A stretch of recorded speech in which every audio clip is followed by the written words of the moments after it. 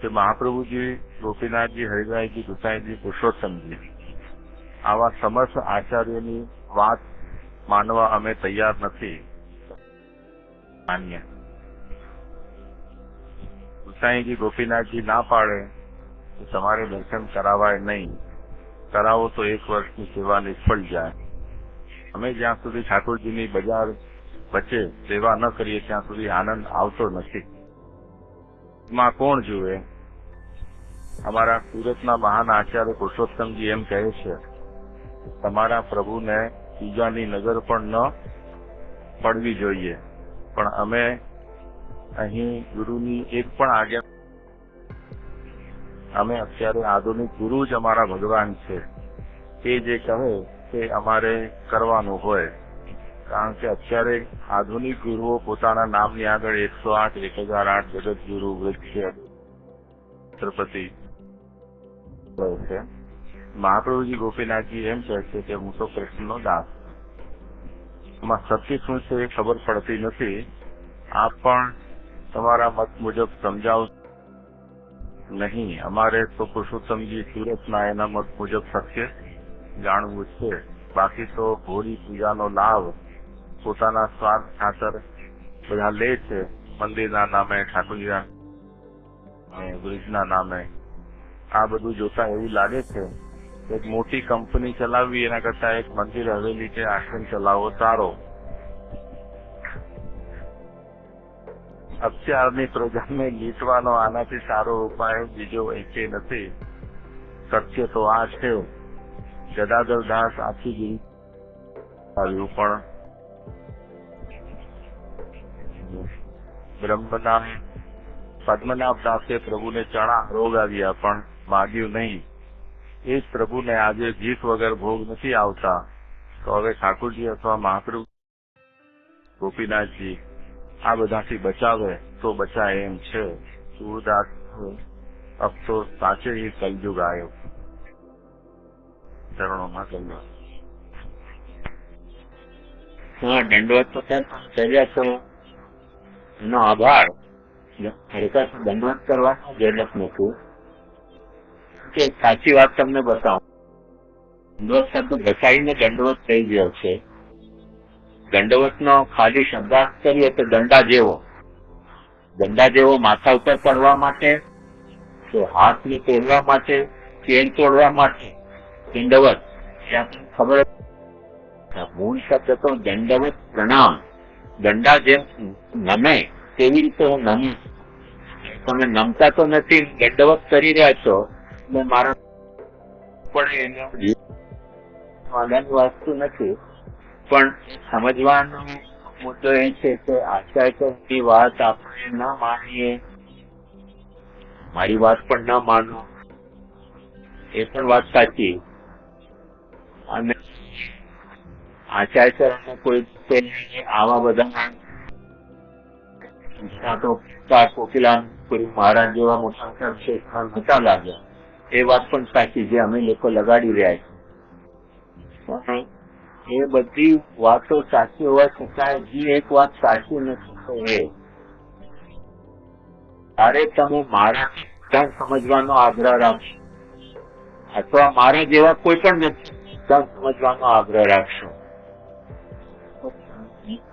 આવશે.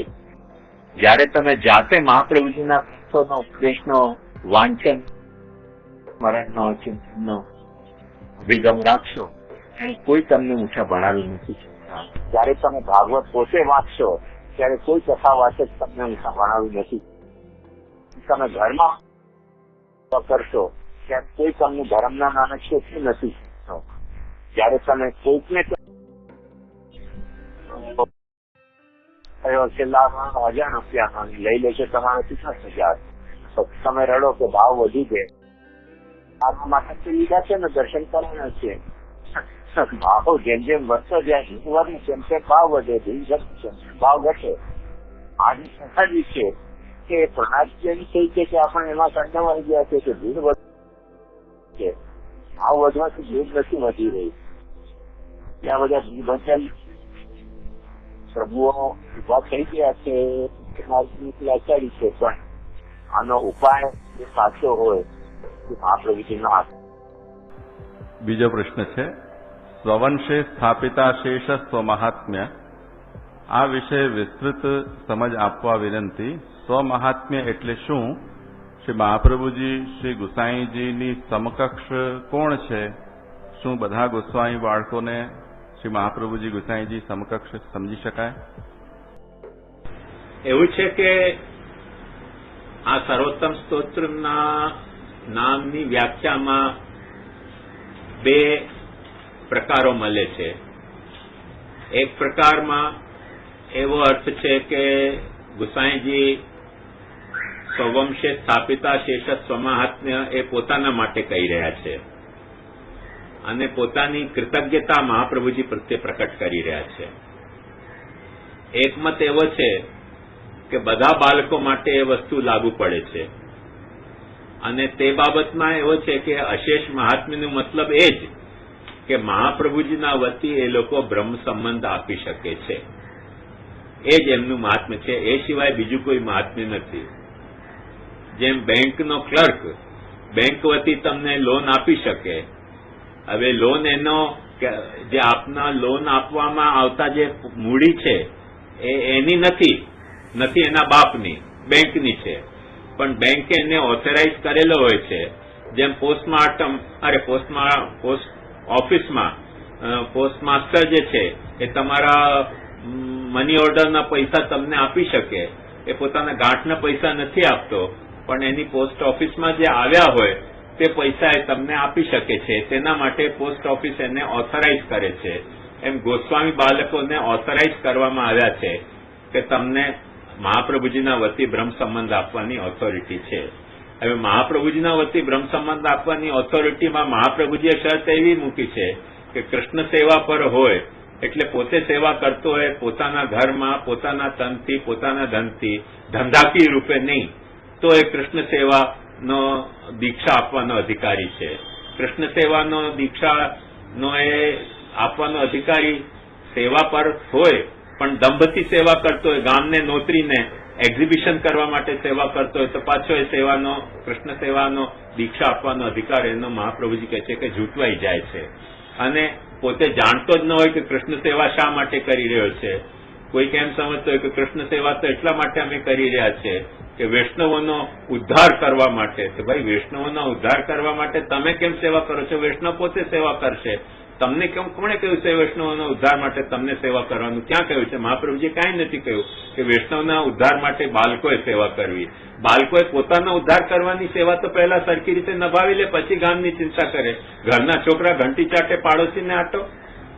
તમારા બાળકોનો ઉદ્ધાર તો તમે પહેલા પોતે કરો, પછી વૈષ્ણવનો ઉદ્ધાર માટે સેવા કરજો. વૈષ્ણવના ઉદ્ધાર માટે વૈષ્ણવને પધરાવી દો. કાલે તો તમે કહેશો કે વૈષ્ણવના ઉદ્ધાર માટે અમે પરણીએ છીએ, તો ભાઈ એટલે પરણશો તો દીકરા તમારા થશે કે વૈષ્ણવના થશે દીકરા? એનો ખુલાસો તો કરો. એટલે કઈ જાતનો કોઈ ઢંગ ધોરણ જ નથી. ધરાધોરણ વિનાનું આ બધું કામકાજ ચાલી રહ્યું છે. એટલે એમાં સમજવાનો મુદ્દો એ છે કે મહાપ્રભુજી જે અધિકાર આપે છે મારા વતી બ્રહ્મ સંબંધ આપવાનો, આ શરતે આપે છે. એ શરત જો ન પલાતી હોય તો મહાપ્રભુજી એમ કે છે કે તો પછી તમે પોતે બ્રહ્મ સંબંધ લઈ લો. હવે આ વાત કહેવાની સાથે બાળકો કે તો બહુ મુશ્કેલ થઈ ગઈ કે તદભાવેનું કલ્પ તમે કેમ પ્રકાશિત કરો છો? તમે સંપ્રદાયનો ઉચ્છેદ કરવા માંગો છો.